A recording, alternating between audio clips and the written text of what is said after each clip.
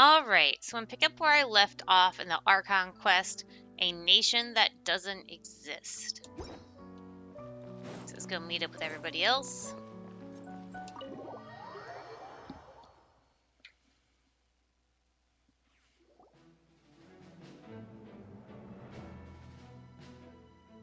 It's a relief to see you all made it back in one piece. Huh? Feels like there's quite a few people missing. Where's Flint's and the others? And what about Nefer? I returned ahead of them. Flint is helping Ino and Anefa to set up the decoys and buy us some time. As for Miss Nefer... Boss is still wrapping things up on her end. She sent us back to fill you all in on the top secret intel we've been gathering. I see. Then let's get right into it. But first, who do we have here? You brought someone else in to help? Greetings. I was invited here to help as a longtime Tea Party companion of Columbina's. You may call me Arlecchino. Surely it can't be. Those eyes. Oh, where have I seen them before? Wait, of course. In those memories we just saw. The only Arlecchino I know is the fourth of the Fatui Harbingers. So either you share a pretty uncommon name, or you're more than just a Tea Party buddy. You are well informed, Grandmaster.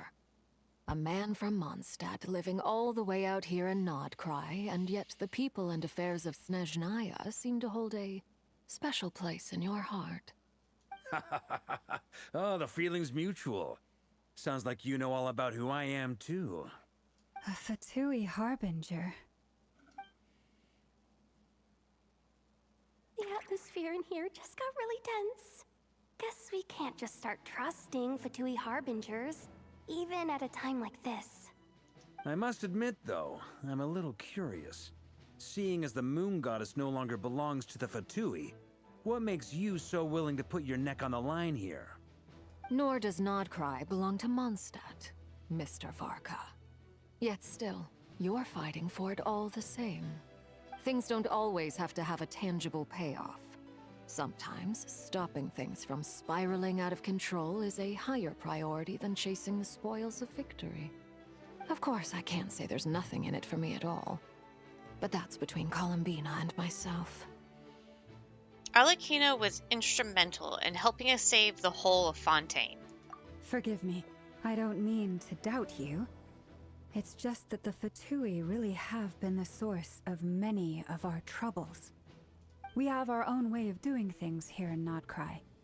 But ever since they arrived, the Fatui have treated us with nothing but hostility. I know there's been a lot of bad blood between us in the past. I've done my utmost to avoid friction whenever I could. But sometimes fundamental conflicts of interest simply can't be settled amicably. That's why I'm here solely in a personal capacity. This has nothing to do with the Fatui. As a gesture of good faith, I'll be frank. I can help Columbina track down the iridescent moon's marrow, which will help her restore more of her power. Anyway, what else is on the agenda? Let's begin. She says she'll be frank, then completely skips over the details. Looks like she doesn't want to give away too many secrets after all. But she clearly wants to change the subject. It'd be awkward if I tried to bring it up again now. I guess we'll just have to go along with it. She's the fourth of the Fatui Harbingers after all.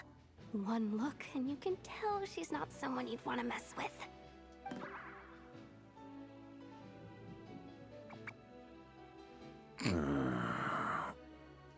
Well, since Miss Arlecchino sounds confident in her ability to handle that, we'll proceed to the next topic. Yehoda, time to share that top secret intel. Alright, listen up everyone. First, we now know that Rerir was originally a Conrian secret agent whose primary mission was to hunt down and assassinate the so-called Dregs of the Crimson Moon. The Dregs of the Crimson Moon? In the memories, there was a lot of talk about the Crimson Moon and Eclipse, and a whole bunch of other stuff from the time of Conria.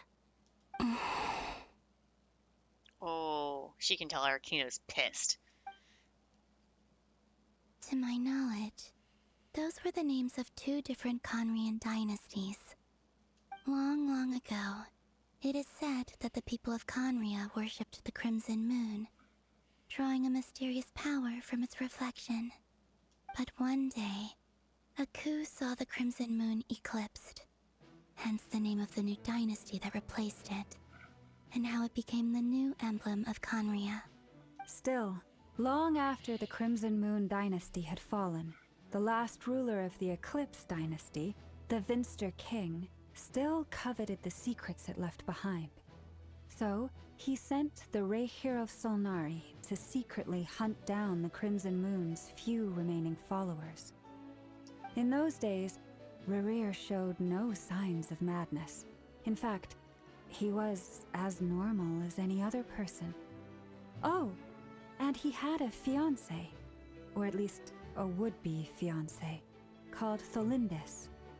What's the matter? Oh, I should have read the name Zelindis out. Just after Rurier regained his body, he called out that name. Verfnir, Rheindaughter, Flinders.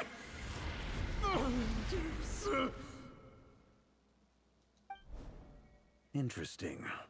Anything else? What about this would-be fiancé of his? Do we know anything about her? Well, she was a researcher at the Universitas Magistrorum, but it felt like she was hiding some kind of secret. Oh, and one more thing. For some reason, Rerir's fragment also contains some of Tholindis' memories, though only a very small portion. Well, no shortage of potential leads, I'll give you that. In any case, it sounds like we can conclude that while Tholindis was still around, Rerir appeared to be lucid and quite normal. Tholindis, it seems, must have been the one thing in this world that he couldn't let go of. Tell me though, were these pure-blood Conrians we're talking about here? Why do you need to know that? Hold on. If she was a pure-blood Conrian... The curse of immortality. She might still be alive. Oh yeah! Just like how it was with the captain. If we could somehow find her, do you think there's any chance Rerir might regain some of his sanity? I don't think she was a pureblood Conrian because she didn't have the eye thing in her, the star thing in her eye. It's possible, but it would take a miracle. We can't pin all our hopes on that. That merchant who Nefer knows, Dori Sangama Bay. Maybe we could hire her to look into it. All right then. Let's keep working in our separate teams. Traveler, Paimon, Kutar, and Miss Arlecchino will go look for the iridescent moon's marrow. As for the others... On the way over here, I noticed that the wild hunt monsters had grown even more frenzied in their search for Kutar. At this rate, the people living here will be in grave danger too.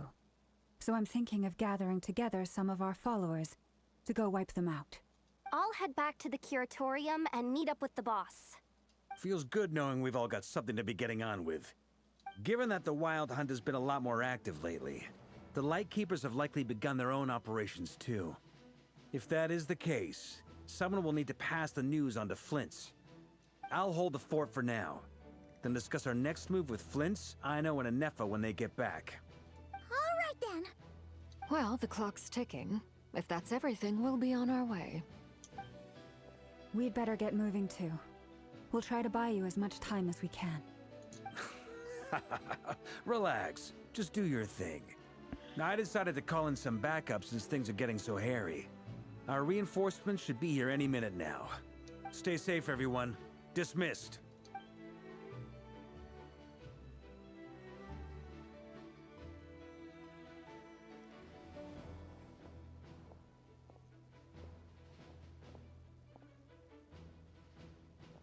Flins! We're back. Did we get here a little early? Or a little late? A tad late. The others have already set off. To summarize, Our resident moon goddess has found us a new ally, and Boss Nefer has uncovered some promising info. Everything going smoothly on your end? Not great. I don't know how long we can stall them for. The decoys are getting taken out way faster than we imagined. I'm gonna make some more later, but I need a timeout first. I'm so tired right now. Oh, right! Inefa, could you fill in Uncle Varka on what we just discussed with Flints? Sure. Uncle Varka, you previously told us about how when you went to investigate a source of the wild hunt in Amsvartnir, you discovered that it was just a diversion. But according to Flints' intel, several outbreaks of the wild hunt had already occurred in nod-krai in the period leading up to that. That was before Rerir had regained his body, when he was far from regaining his full strength. In other words, in theory at least, he still lacked the means to act in two places at once. Flints, with everything that's been happening, the Lightkeepers across nod-krai are rallying to fight back against the wild hunt. They're gonna need your help. I know, I'm sure you're capable of coming up with something far more effective than decoys. But for now, you should stay here and get some rest. Inefa and I will head back over to Amsvartnir to see if there's anything I missed. I told you Uncle Varka would say that, didn't I? A deal's a deal. Not a word about my snack intake for the next week. Database updated. Reliability of Aino's predictions increased. What does that mean? They were betting on how you'd respond after hearing their intel. It's the obvious choice, isn't it? That's hardly worth betting on. We already decided that Inefa should go investigate the situation over at Amsvartnir on her own. You might as well stay here and keep watch. Someone needs to hang back and oversee our strategy meetings. And besides, you still haven't fully recovered from ambushing Rerir. So I've ended up with the easiest assignment. Well, I appreciate it, everyone. See you when you get back.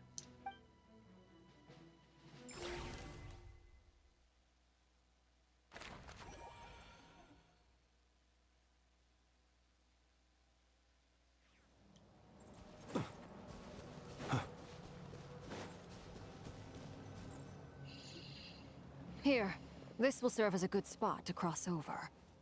Arlecchino, hold up a second. Since you brought us all this way, would you mind telling us what you've got planned?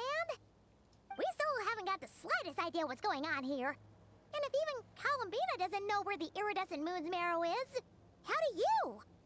Simple. Because I am an inheritor of the royal bloodline of the Crimson Moon. And one of the last surviving embers of the Two Worlds' flames. Huh? Are you serious? Isn't you're a descendant of that Crimson Moon dynasty we were just talking about? The one from ancient Conria? Your surprise is understandable. I was also taken aback when I first learned of it.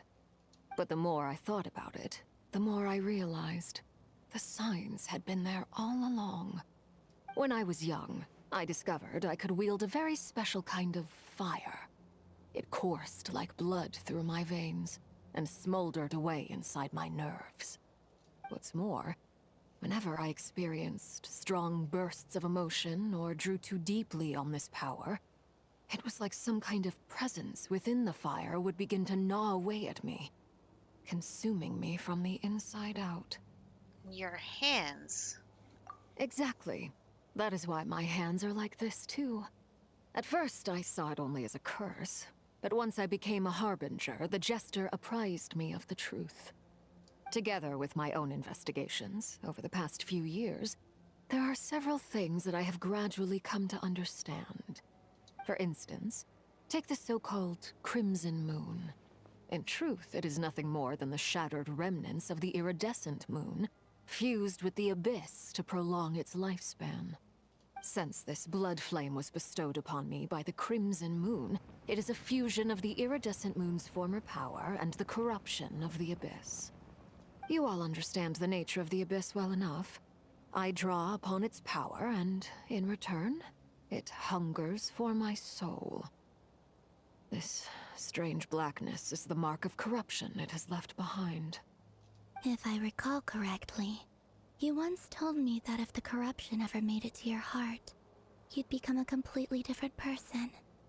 Yes. And that's the reason I'm always careful not to push my power too far. It's essentially a never-ending tug-of-war. Oh, sounds intense. Anyway, the rest of my story can wait. Is there anything else about the Crimson Moon or the Iridescent Moon that you're unclear about? Paimon has a question. So, the crimson moon that the Karians used to worship was actually the iridescent moon, right? Which was one of the three moon sisters. Does that mean that the Karians were to the crimson moon as the frost moon scions are to the frost moon? So much of that history has been lost. We have no way of knowing exactly what they were like. But I would suspect that the Conrians weren't as devout in their moon worship as it might appear. The iridescent moon's remains simply served as their link to the Abyss. Later on, perhaps someone discovered a way to make direct contact with the Abyss. Or maybe there was some kind of ideological divide. Either way, a dissenting faction staged a coup and drove out the royal heirs of the Crimson Moon dynasty. Still, even with the dark sun looming high overhead, the Crimson Moon's glow never truly faded. If you want living proof, it's standing right before you. The first time we met, I sensed something familiar in your presence. When I looked at you, I felt I could see that mysterious red moon in the corner of my eye. In your flames, I saw its broken image, surrounded by a strange black aura. Well, I appreciate that you kept it to yourself. Much about the Crimson Moon is still a mystery, and I'd prefer not to end up as the object of an insane research project. Anyway, time is against us here, so if there's any other questions, they'll have to wait. I just want to make sure I've got one thing straight. In her letter, Sandrone mentioned that since you are unable to contain the iridescent moon's marrow yourself, you intend to leave it in my custody. Correct? That's right. For now, it's the only way I can pay you back for your help. The iridescent moon is already part of who you are. So with its marrow in your possession, you'll be even more powerful than before. Deal. Then let's get started. Get what started? What does this place have to do with the crimson moon? When I first became a Harbinger, the Jester gave me a book called Paranhari, also known as Leobranto Inamorato. You should be able to buy a copy next time you're in Fontaine. It's a love story set in the Crimson Moon era. But setting aside the tangled romances of its characters, it also records a few interesting details. In the Crimson Moon era, or so the story goes, there was an orphanage that received children from beyond the bounds of this world, and subjected them to a peculiar induction ceremony. Beyond the bounds of this world? For real? And what kind of induction ceremony? The Crimson Moon Sages looked beyond this world for beings with powers that surpassed the gods. But fearing they might lose control, they subjected these children to a process of refinement. They made these children crawl up a fireplace and kept asking them, "Have you died? Did you see it?" Until they finally admitted to having died and seen a crimson moon. The adults embraced the children who passed the ritual, telling them, "Within the fireplace, you have traversed the flames between two worlds. Here and now, you are born anew." The book leaves much unsaid, but I suspect that this was their way of branding the children they had enrolled, leaving an indelible mark upon them so that they would forever live in the Crimson Moon's light. That explains why I can't sense the Crimson Moon's marrow in this world. It makes sense that it would be sealed in a special space that can only be accessed temporarily through some kind of ritual. But there's no fireplace here. Do you see a chimney anywhere? Oh, are we supposed to build it ourselves? Okay, fine. Paimon will go find some bricks. I think Arlecchino could just open a doorway for it. That won't be necessary. The fireplace is purely symbolic. The key to the ritual is crossing the flames between two worlds. In other words, the flames that burn within me. Those burned away by such flames leave behind a kind of ghostly afterimage in the world. In the days of Conria, people believed they could be used to bridge the gap between the two worlds of life and death. In short, I can open a passage to that space for you. That's the easy part. The catch is I'll need to stay on this side to keep the passage open, so I won't be able to come with you. Once you're inside, you'll have to find your own way. Understood. Don't worry, we've got this. Very well. Then I'll open it up. Traveler, spare me a little more moonlight if you would. I may need it.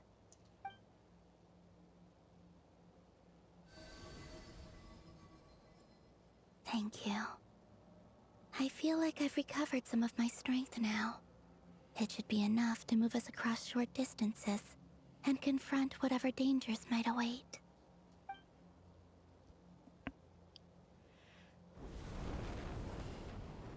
Mistress of the seven hues of ages past, great mother of the present, crimson-clad sovereign of the two realms, by fire severed, by fire renewed, I offer myself now and beseech your descent. Oh, shit.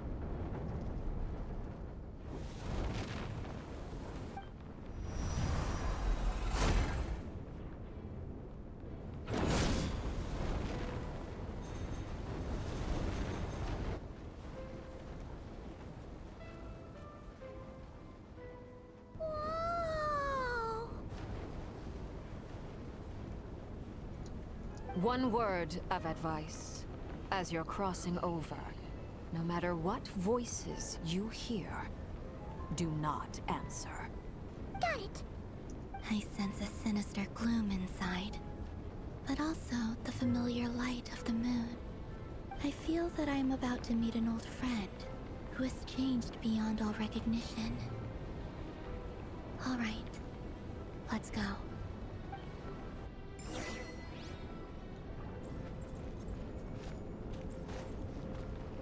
Why? Oh, okay. I thought for a sec there I was coming through the wrong side.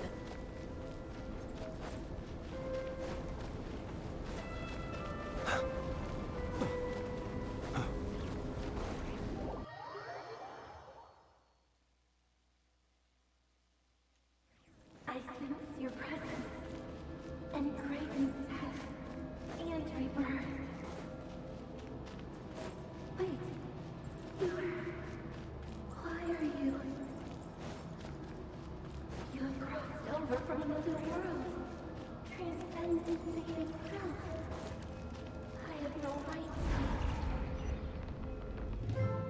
Hey! Look up at the sky! A red moon! This must be the spot, right? Is that the abyss? It's practically filled the entire place! What now? What a tragic sight. Fragments of your broken body, seized by the abyss, and hung up aloft like mummified remains. Iridescent moon. Was this truly what you wished for? Looks like the only way through here. Let's keep going and see what's ahead. Careful! There's something spooky about this place. Feels like something is lurking in the fog. Haimon's right behind you. Whatever you do, don't run off without her. Probably gonna get into some fights, so just to use up the stuff in my inventory.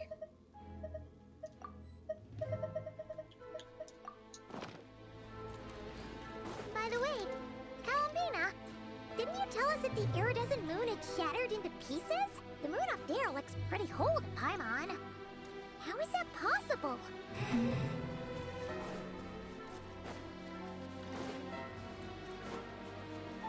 Accelerating.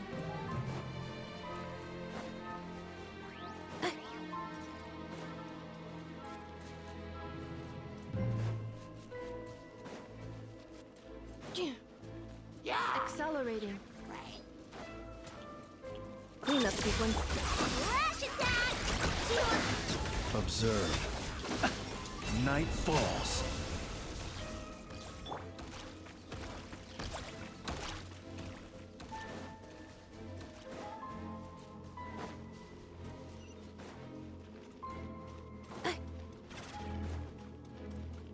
Just like I thought. It was only a facade. Annihilation mode. Defensive mode. Look! Rainbow! Close your eyes. Be silent. To dust.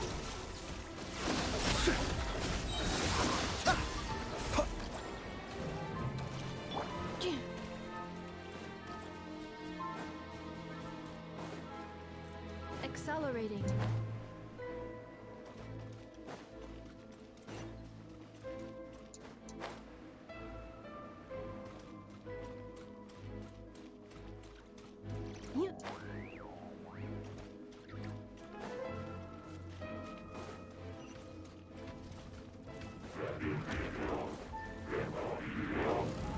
Ultimatum protocol.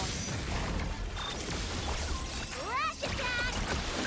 Close your eyes. Beware the creatures of the night. Be silent. To dust.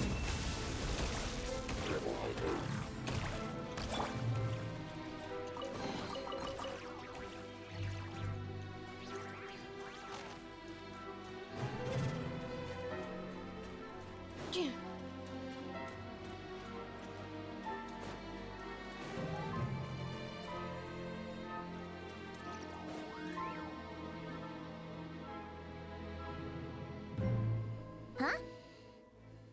So the iridescent moon's marrow is up there in the sky? Huh? For real?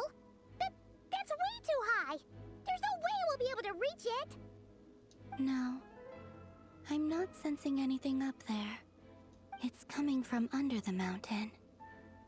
Let's see. Ah! There's some kind of weird shadow over the water! Wait, see that? Looks like a mechanism of some sort. Let's check it out!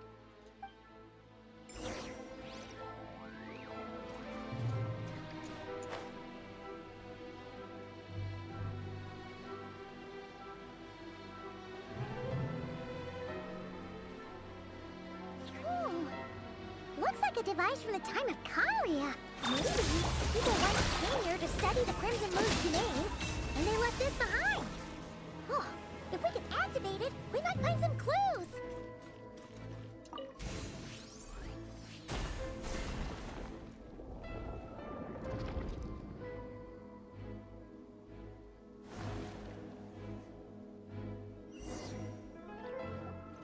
Hey, look at that! Now that the mechanism's running, the shadow in the water looks different. Do you think these mechanisms might be the key to unlocking the secret? Let's try to find more of them! Thalindis, we'll leave the rest of the research in your hands. We'll be heading back now. I hope this isn't ruining date night. Ugh. Mind your own business. Just leave me some snacks on the table. Thalindis? Is that Rear's girlfriend? How come we're hearing her voice here? Didn't Nefer previously mention that she was a researcher at the Universitas Magistrum? Oh yeah! So, do you think she was studying this strange space all along? The Abyss has made this space extremely unstable. Maybe that's why some of the things she said and did were preserved here. Like echoes. Or after images. Whenever I see this view, it takes me back to a poem from my childhood. Waning moon, oh lifeless damsel, weeping on the mountain crest. Mourning still in wistful tone, her fragile soul now laid to rest. For me, of all people, to be here investigating the mysteries of the Crimson Moon space. Is it a coincidence? Or something more?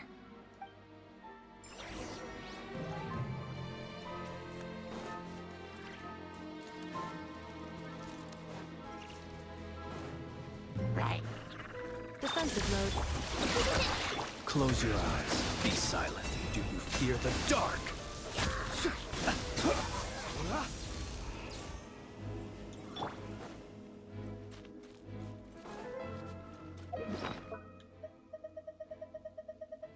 My buffs went away.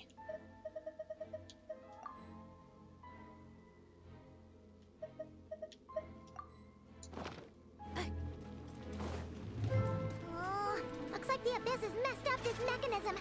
We need to find a way to get it working again. Let's see if there are any other devices nearby.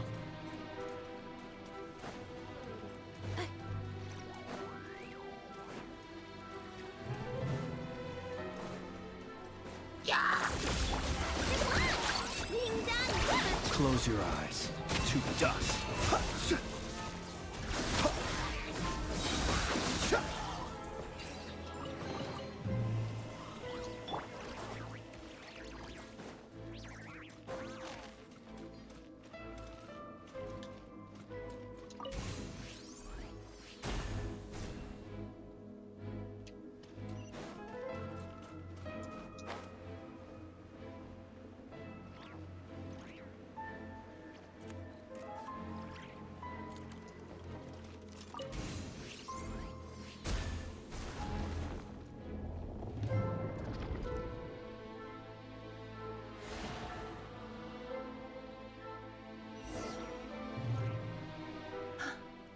I see.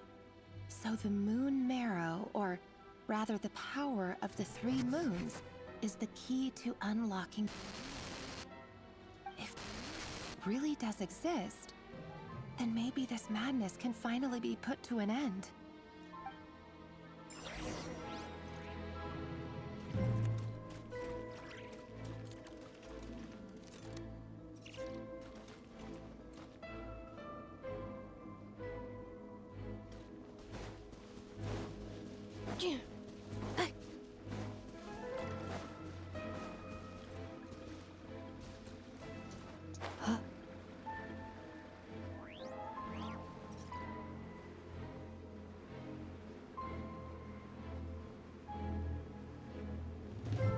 Take cover behind the rocks!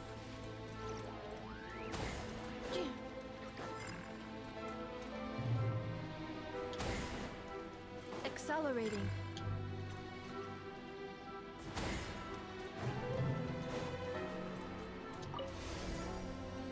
Why can't we just do that for the previous one?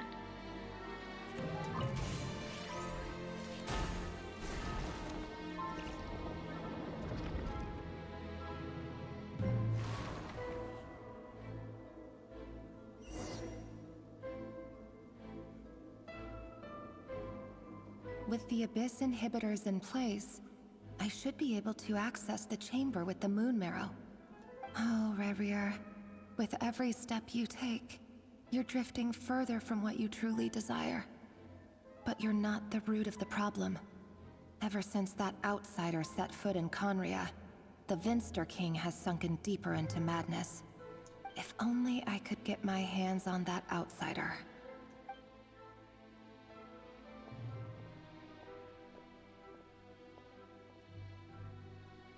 Hey, look! The moon's reflection is back to normal. Melindis' voice mentioned a chamber with the moon marrow. Do you think maybe it's hidden in the moon's reflection? It must be. For within it, I sense the fragile aura of a dying soul. Then there's no time to lose! Let's go!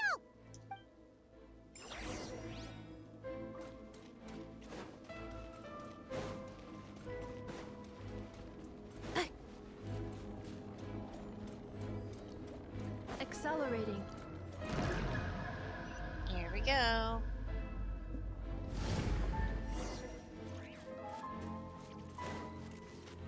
Ugh, these things are so creepy! Ugh. Looks like we're ready to destroy them if we want to get to the iridescent moon's marrow!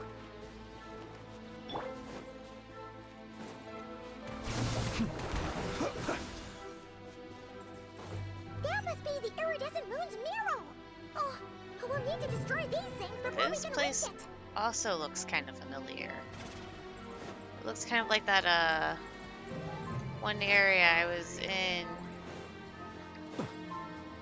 with those ghosts. Defensive left. Flash attack! Be silent. To dust. Observe.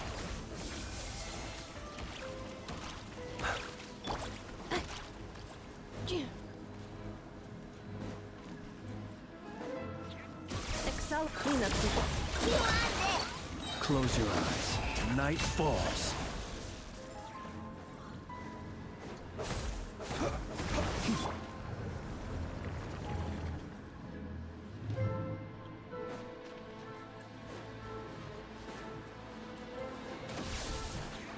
Installation chamber deployed. Annihilation mode. Winged on weather bomb! Observe.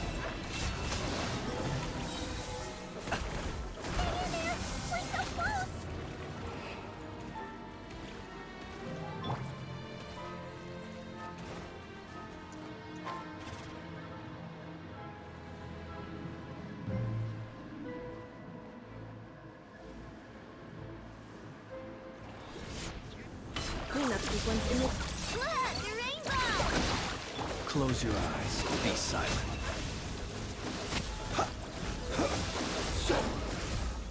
Observe. Night falls.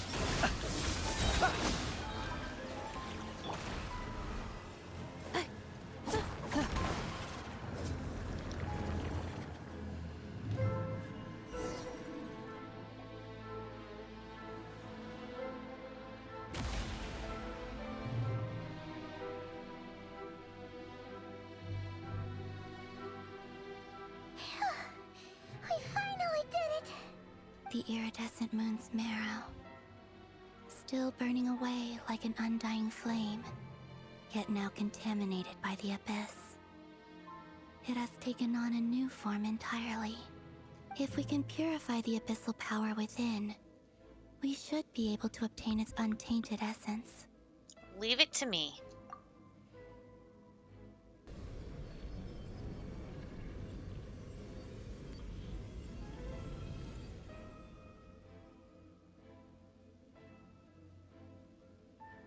It's so cold.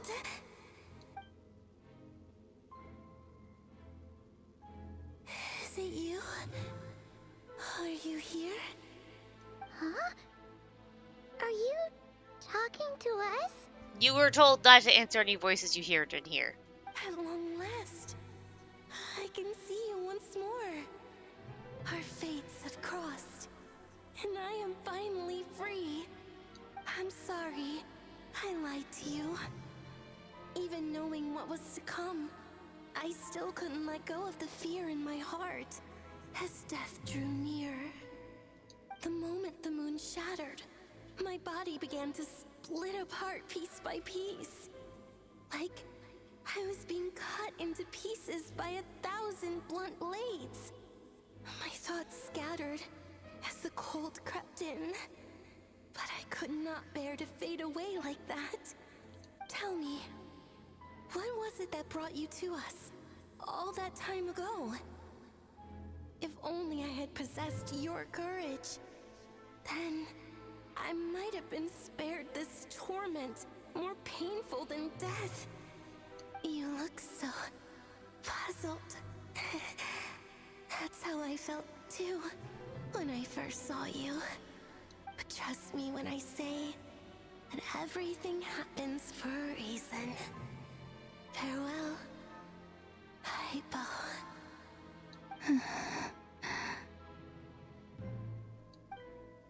What was that all about? Was that the goddess of the iridescent moon? It sounded like she was speaking to a long-lost friend. But none of us have ever met her before, right? Perhaps. She took me for the goddess of the frost moon she once knew. For a fading soul like hers, our auras must be too similar to tell apart. But anyway, we've got the iridescent moon's marrow now.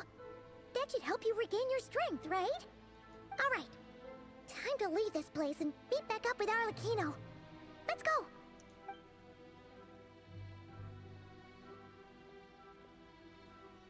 That's odd. This place looks different than when we came in. Waning moon, Huh? oh lifeless damsel.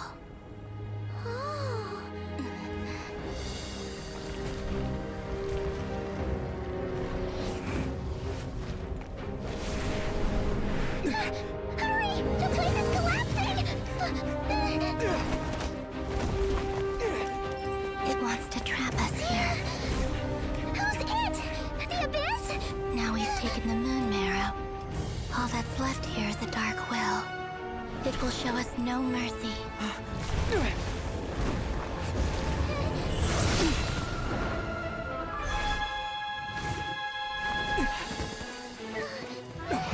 it back! The crimson wounds! My marrow! My heart!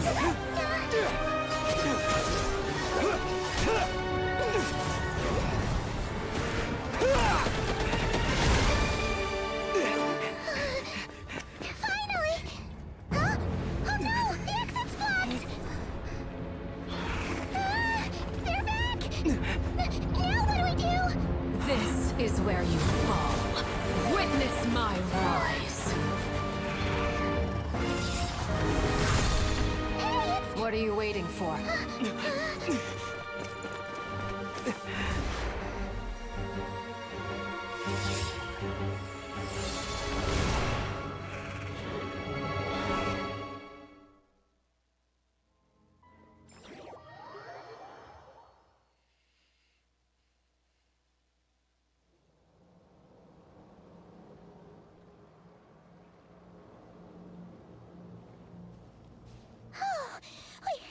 We made it! Was that you, Arlecchino? Did you save us? Wait, your hands! They're... Oh, this? Don't worry. It's a small price to pay. The Abyss wanted to trap you inside, and I defied its will by bringing you out. No wonder it's a little angry. Is there anything you can do in return? If I can purify the abyssal power, then maybe... No. I have paid the price, albeit a small one, and it cannot be undone. My hands have already fused with the Abyss. Purification would simply destroy whatever's left of them. But surely... Oh... We're so sorry, Arlecchino. Paimon can't believe you'd make a sacrifice like this for us. As much as I'd like to call it a favor, the truth is I was simply holding up my end of the deal. Well, Columbina. Yes, you did your part. And as promised, I will leave the iridescent moon's marrow in your care. From this day forth, may the two worlds' flames burn ever more brightly.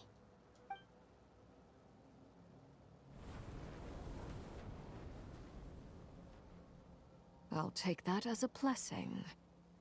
Now, Columbina, give me your hand. Accept this moonlight I offer in return.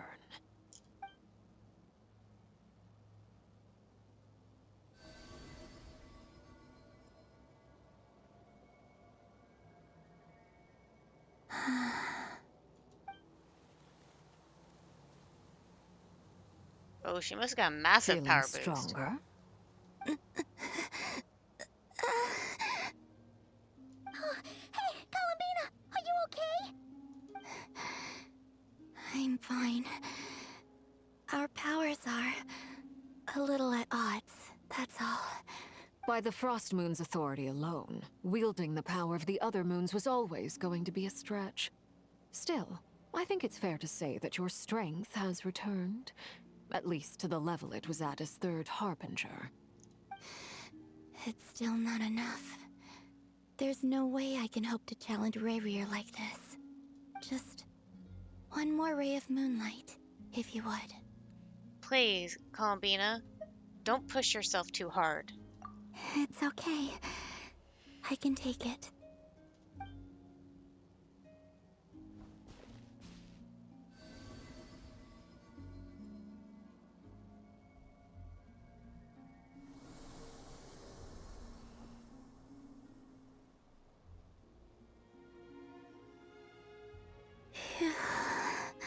How about now? Fighting fit? At the very least, I won't have to stay hidden like before. I want to see him gone from nod-krai. The Rayrir of Solnari and his wild hunt must be sent back where they belong. Well, it's good to have something to aim for. You certainly seem more alive now than you did earlier. When I first met you, you didn't strike me as a ray of moonlight. More like a wisp of fog drifting in from who knows where, ready to scatter at the first sign of a breeze. But now, you're full of vitality. Just like the Frost Moon, once the brightest of them all. May you keep shining, Columbina. This is who you are. Thank you. Look after yourself too, Arlecchino. I know you have plans of your own, and that's why you're always seeking to grow stronger. But whatever you're after, don't let the Abyss take a hold of you. I do not wish to see you go down the same path as Rerier. I appreciate the concern, Columbina. Although perhaps it's time you took a new name. A new name? Kutar, the Moon Maiden, Columbina. They're nothing more than code names. They describe who she is and the roles she's played, but they're not her real name. We often use code names in the House of the Hearth, too. But it's knowing your real name that keeps you grounded. Up till now, you've been living a wandering life, so you've probably never really cared. All I'll say is this. Once you've defeated Rerier, give it some thought. All right, that's it from me. I'll get you back safely first, then go meet up with Sandrone. You're the best! Let us know the next time you need a hand. We'll be sure to return the favor. I appreciate the gesture. It speaks to your good character. Anyway, let's get going. There are more urgent things to do right now than trade compliments.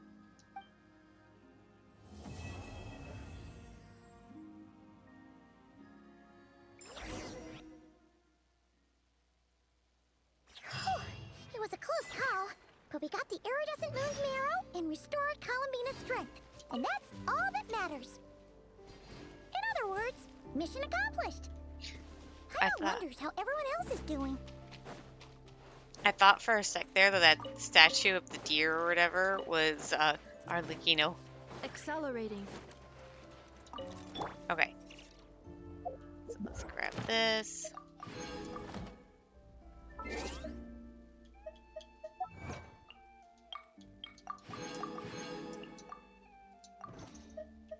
Did I forget to check my mail?